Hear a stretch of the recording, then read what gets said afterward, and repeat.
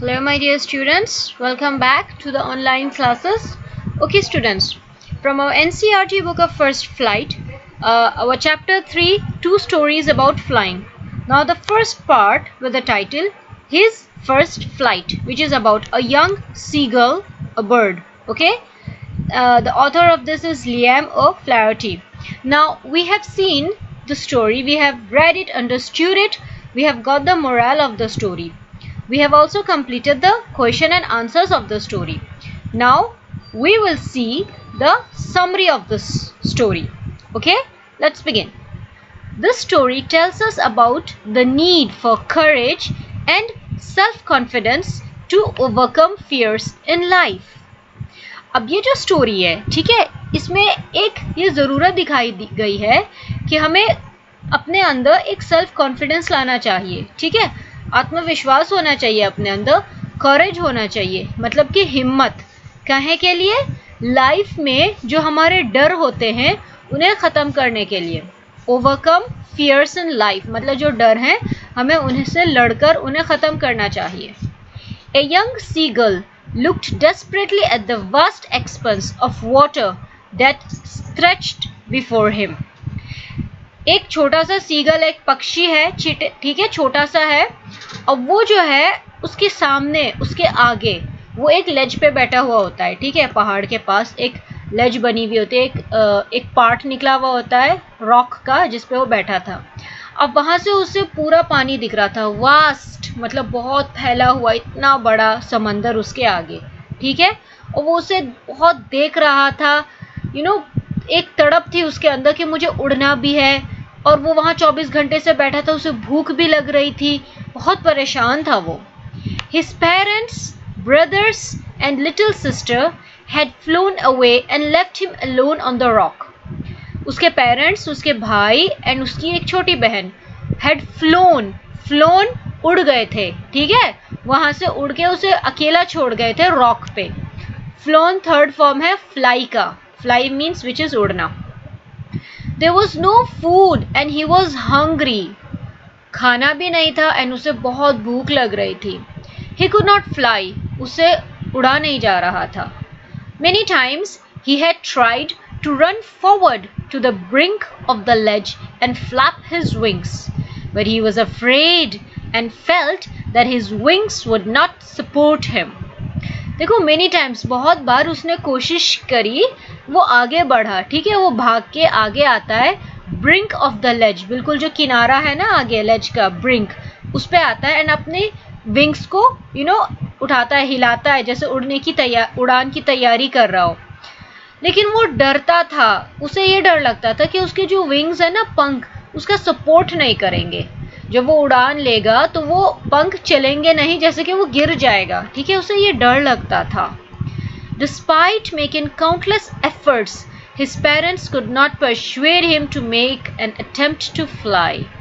उसके पेरेंट्स ने हद से ज़्यादा बहुत काउंटलेस, मतलब जिसे हम काउंट नहीं कर सकते, बहुत कोशिशें की उसे कन्विंस करने की, उसे मनाने की कि वो एक कोशिश तो करे. अटेम्प्ट मीन्स एक कोशिश, ठीक है, फ्लाई करने की. He was starving and felt that he would die if he did not get any food. Starving means जब भूख से हम बहुत परेशान होते हैं, पेट में दर्द होता है भूख के मारे, ठीक है, वो भूखा था एंड उसे ये फील होने लगा था कि वो मर जाएगा अगर उसे खाना नहीं मिला. He saw his mother tearing a piece of fish in her beak. When he cried out to her, she just screamed back mockingly.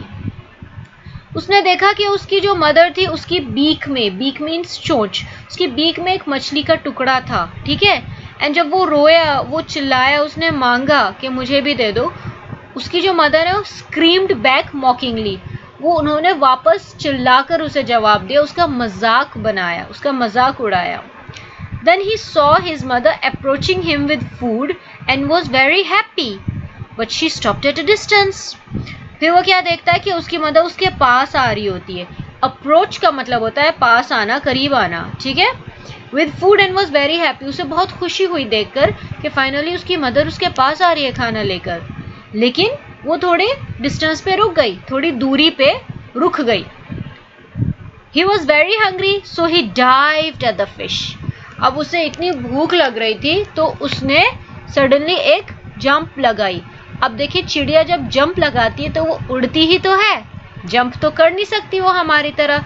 सो वो अपनी उड़ान लेता है बिना उसने सोचा ही नहीं कि वो उड़ रहा है या वो उड़ान लेने वाला है। His mother flew upward and he started falling.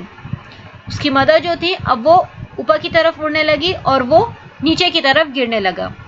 He was terrified for a moment, but then he realized he was flying. Terrified मतलब डर से वो बहुत ज़्यादा डर गया था एक मोमेंट के लिए, एक लम्हे के लिए। But then he realized, फिर उसे इस बात को एहसास हुआ, उसे समझ में आया कि वो उड़ रहा था। ठीक है, अब देखें वो क्यों उड़ा, वो अपनी भूख की वजह से उड़ा।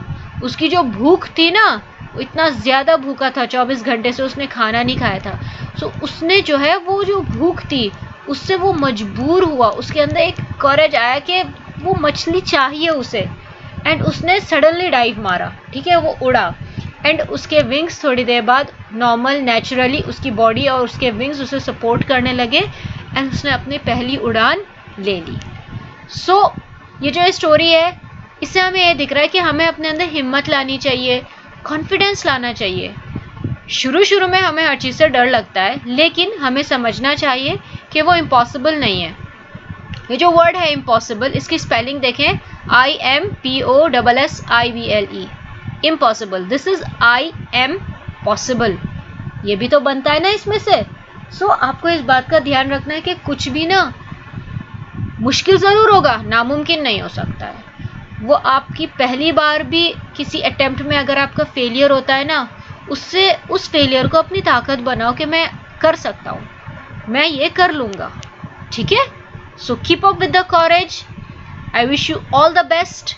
B like the young seagull, डर डर के उड़ गया।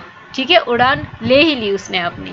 सो आप भी माय डियर स्टूडेंट्स अपनी उड़ान लीजिए सक्सेसफुल बनने के लिए। ठीक है, बीच में कोई रुकावट आती है उससे लड़ो, उसे ओवरकम करो, मतलब उस डर को ओवरकम करो एंड सक्सेस की तरफ उड़ान लो अपनी। Okay, and I will always be there to support you.